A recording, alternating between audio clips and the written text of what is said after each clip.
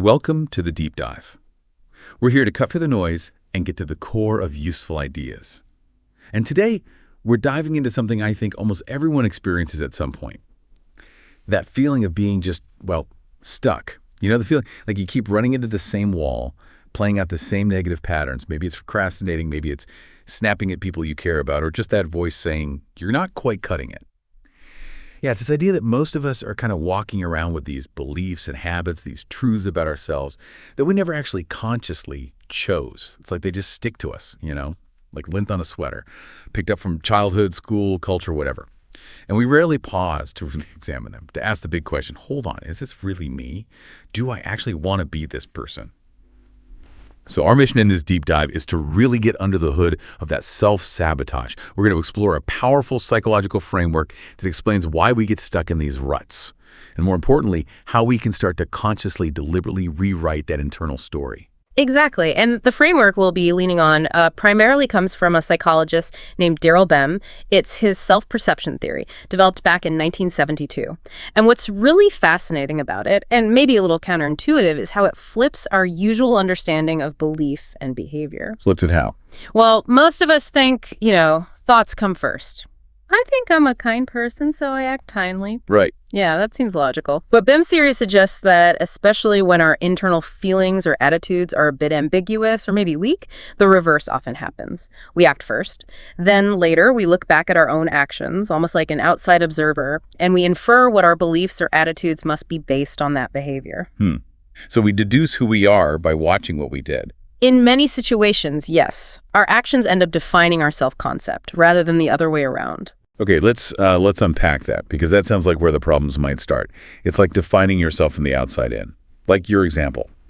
You see a stranger give someone a flower. The action is giving the flower. Your conclusion, that person must be sweet.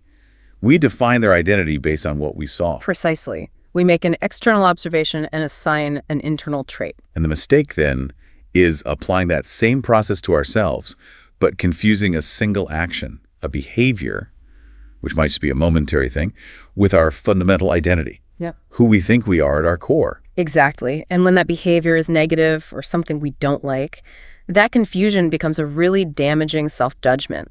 So wait, what about something like cognitive dissonance? Isn't that when our actions clash with our beliefs and it creates tension? If I think I'm kind but I yell at someone. That's a great question. Cognitive dissonance definitely happens. That's the discomfort when a strongly held belief conflicts with an action.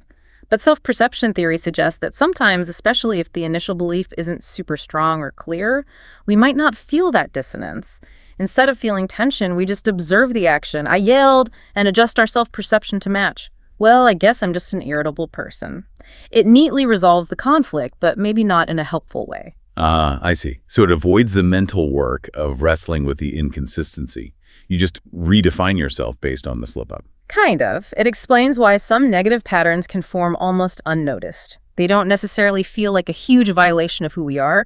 They subtly become who we think we are. Okay, that makes sense for those sort of creeping patterns. Yeah. But surely sometimes we know we're messing up, right? We feel bad about it.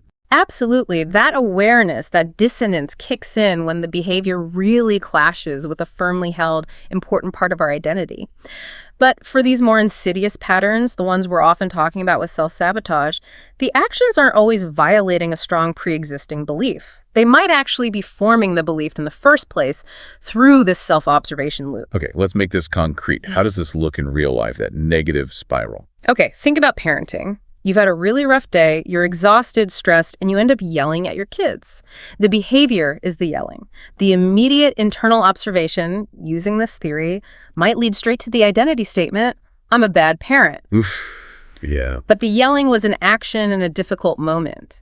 It doesn't necessarily define your entire capacity or intention as a parent, yet once you slap that bad parent label on yourself, it makes it harder to act differently next time. Because you're now living into that label. Exactly. The self-perception reinforces itself. Or take work procrastination, that's a classic.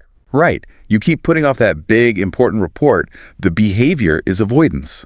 And the instant conclusion, the identity, I must be lazy. Yeah, heard that one before. But if you actually dig into why people procrastinate, it's very rarely about genuine laziness. Usually it's rooted in something like fear of failure or feeling overwhelmed or just not being sure how to even start. But the "I'm lazy" label stops that deeper inquiry, doesn't it? It does. Your mind just goes, okay, I'm lazy. That explains it. And then you act. Well, lazy, because that's who you've decided you are. And socially, too. What about overthinking conversations? Oh, definitely. Constantly replaying things, worrying about what you said or didn't say.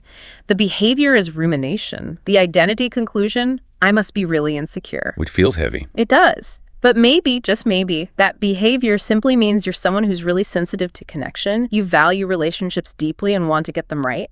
Insecure is such a harsh, fixed label for what could just be high sensitivity. This really reframes things. What about emotional reactions?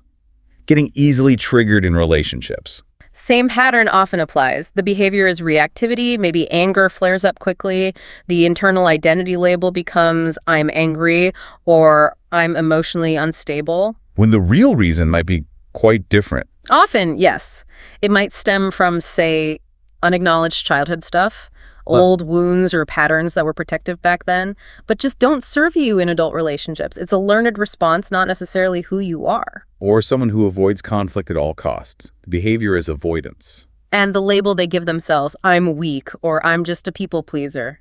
Fixed identities. But the analysis might show something else. It might show they grew up in a really chaotic environment where avoiding conflict was actually a smart survival strategy. It's a skill they learned, maybe overly learned, not an inherent weakness. It's become maladaptive now, but the origin wasn't weakness. Wow. Okay, one more common one. Starting things but not finishing. Big projects, goals. The I lack discipline identity. Very common. The behavior is inconsistency or incompletion. But Underneath that behavior, you often find things like hidden perfectionism, a paralyzing fear of judgment that makes finishing feel too vulnerable. Because a finished product can be judged, right? Right. So it's not lack of discipline, it's fear disguised as lack of discipline. Often, yes. And this is the crux of it. Once you cement that negative identity, I'm lazy, I'm weak, I'm undisciplined, you start operating from that story. You unconsciously act in ways that confirm it. Trying to act differently feels weird, almost threatening to the story you've told yourself is true. So the identity itself keeps the unwanted behavior going. It's a loop. A powerful reinforcing loop, driven by an identity you probably never consciously signed up for. Which leads to that feeling of being fundamentally stuck, that fixed mindset of, well, this is just the way I am. How do we even begin to challenge that? It feels so real. It does feel real, but we can challenge it. One powerful way is to bring in a physical perspective, biology, actually. Okay, how does biology help with mindset? Think about this.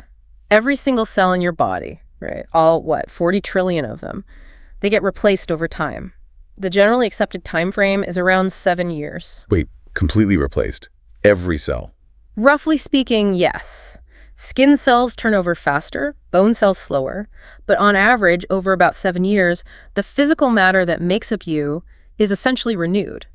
Biologically, you are quite literally not the same person you were 7 years ago. That's actually pretty mind-blowing. Physically, I'm completely different. Physically, yes. So what's the only thing that's remained consistent over those 7 or 14 or 21 years? My thinking.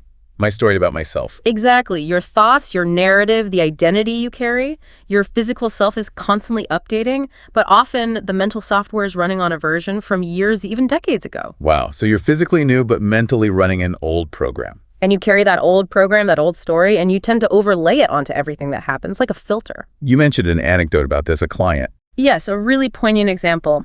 A grandmother who visited her daughter's family regularly. They had a guest house for her.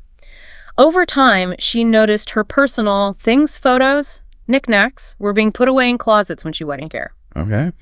Now, her lifelong internal story stemming from her childhood was, I don't matter. Mm-hmm. That was her deeply ingrained belief. Oh, no. So she saw the items being put away and thought. She immediately filtered it through that story. She concluded, they're putting my stuff away because they don't really want me here. They're subtly trying to erase my presence. I don't matter to them. She felt incredibly hurt, rejected. But that wasn't the reality. Not at all. When she finally bravely brought it up, her daughter was horrified. She explained, "Mom, we put your things away carefully when you leave because the grandkids are young and boisterous. We were trying to protect your treasured belongings because we love you and respect your space." Wow. So it was an act of care interpreted as rejection? Purely because of the old "I don't matter" story she was carrying. She placed that decades-old narrative on top of a neutral, even loving action and created her own suffering. That perfectly illustrates how powerful these unquestioned stories are. Mm-hmm. And it leads to the hopeful part. If it's just a story, a pattern, then patterns can be changed. You're not fundamentally broken. You're a human running a pattern. And the key to changing it starts with awareness, seeing the pattern for what it is. Okay, so how do we move from just seeing the pattern to actually changing it? What are the tools? The framework suggests a couple of key approaches, right? Yes, 2 really practical points of intervention. Think of them as tools to shift from being passively stuck to actively choosing something different. The first one is about self-observation and introspection, but, and this is crucial, doing it with a sense of curiosity, maybe even compassion, rather than judgment. Okay, so observe myself, but don't beat myself up. How does that work? Like when I catch myself doing the thing I don't like, procrastinating again, snapping at my partner, what's the first step? The first step is to try and step back mentally. Imagine you're a scientist observing a phenomenon. Note the behavior. That's interesting. That person just procrastinated, or that person just raised their voice. Notice the action, not label the person lazy or angry. Exactly. Depersonalize it slightly. Then engage introspection. Ask yourself some key questions to interrupt the automatic pilot. Questions like, okay, why did I do that just now? What was happening right before? Was this action genuinely protecting me, or was it actually keeping me stuck in a familiar, safe, but small place? Deeper questions too, like, Yeah? what feeling was I trying to avoid by doing that? Yes. What am I trying not to feel? And the really big one, is this behavior truly who I am, like a fixed trait, or is it something I learned to do along the way? A response I adopted? Just asking those why questions without the usual layer of shame. Yeah. That feels like it could loosen the grip of the identity right there. It really can. Awareness is the first step to choice. The second tool builds on this. Cognitive reframing. This is where you actively identify and then challenge that limiting story you've uncovered. Like the grandmother's "I don't matter." Okay, so how do you challenge it effectively? Just tell yourself the opposite. It's a bit more structured than that. Think of it like preparing for a debate. For years, maybe decades, you've been unconsciously arguing for the limiting belief, here's all the evidence why I'm lazy or why I'm not good enough. Right, we're very good at collecting that negative evidence. We are. So now you deliberately take the opposite side. You actually sit down, maybe with a journal, maybe talking it through with someone you trust, and you build the case against your limiting belief. So if the belief is, I don't matter, I argue why I do matter. Exactly. And you look for evidence. Times you made a difference, times people showed they cared, your inherent qualities, small wins, moments you acted with strength or kindness, even tiny examples. You gather counter evidence. It's not just wishful thinking, it's building a factual counterargument. Precisely. It's about showing yourself that the limiting belief isn't the whole truth. Often you find these deeply held negative beliefs are surprisingly flimsy when you actually examine them directly, like a house of cards, as they say. Sometimes one really good question, one solid piece of counter evidence can make the whole thing wobble. That makes sense. Challenge the story directly. And you mentioned seeking outside perspective too, as a sort of bonus tip. Yes, definitely. It's a very helpful addition. Because we're so inside our own heads, our own stories, it's hard to see objectively. Ask someone you trust, someone who knows you well and has your best interests at heart, for their honest feedback. How do they see you? What strengths do they see that maybe you overlook because of your negative filter? They can see things we're blind to because we're stuck in that old identity loop. Absolutely. They offer a completely different data set, essentially. It can be incredibly illuminating. Okay, so the big picture here, the core message running through all this. It's that you are not fundamentally broken. You're human. Humans develop patterns. Some serve us, some don't. The pattern might be the problem, but you are not the problem. Because they're patterns, not fixed identities. They can be changed. Yes. You have the capacity, the power, really, to look at these patterns, to question the identities they've created, and to consciously choose to write a new story, a story that actually aligns with who you want to become. And it starts with that non-judgmental observation, seeing the old script playing out, That awareness creates the space needed to choose something new. You can actually decide to discard those old, maybe decades-old identity labels that aren't serving you anymore. You can, and start aligning your actions deliberately with the kind of person you aspire to be. Your actions will start to follow that new chosen belief. So as we wrap up this deep dive, maybe a final thought for everyone listening to consider. Yes. Reflect on this. If the story you've been carrying about yourself, maybe that core limiting belief, is potentially decades old, and if you now know that, biologically, every single cell in your body has likely been replaced multiple times during that period, then the question becomes, what new story, what new belief about yourself will you consciously and deliberately choose to inhabit starting today, knowing that your future actions will naturally begin to align with that chosen belief?